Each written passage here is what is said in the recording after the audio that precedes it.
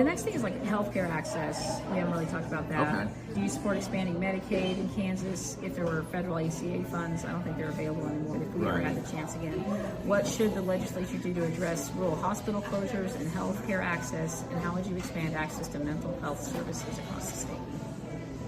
Okay, there's a lot to unpack there. There were so many more questions. I had. Yeah.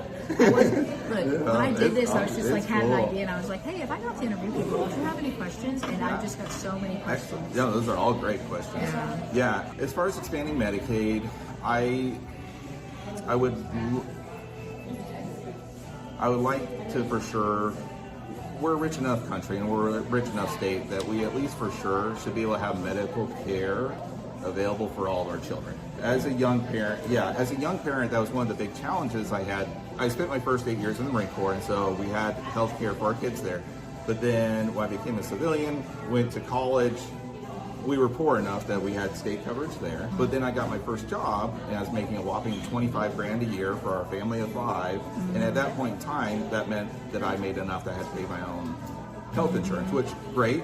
Everybody wants to get to the point that you're not on the government dole, but that was like $1,000 a month. So when you're making 25 grand and half your income's going to, cover insurance for your kids, that gets pretty hard, and it's only gotten worse since then. So and it's hard to start a business too. That's the other thing right now is we keep throwing money at, say, the new Arrowhead Stadium or whatever they're going to end up calling it. So we can throw those guys billions of dollars, a giant multi-billion-dollar family, but we're not doing anything for our small business owners. And as a small business owner, trying to cover health care either for your own family or if you've got employees, trying to figure out health care for them is a giant mess.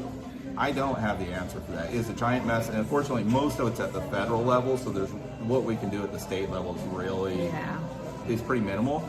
We did have the opportunity to expand the Medicaid before. I don't know what the current status is and stuff like that. No, I'm pretty sure that's all because Trump came and took it all back. Basically, that's a very dumbed down.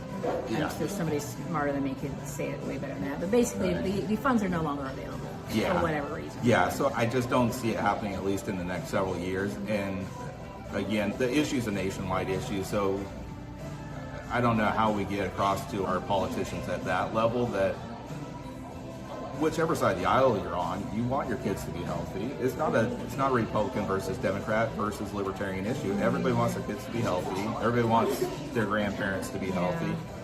How do we do that cost efficiently? And if we're not taking care of our children and our elderly and our veterans properly, what's the point of all of this? Yeah. What's the point of a government if no one's being taken care of?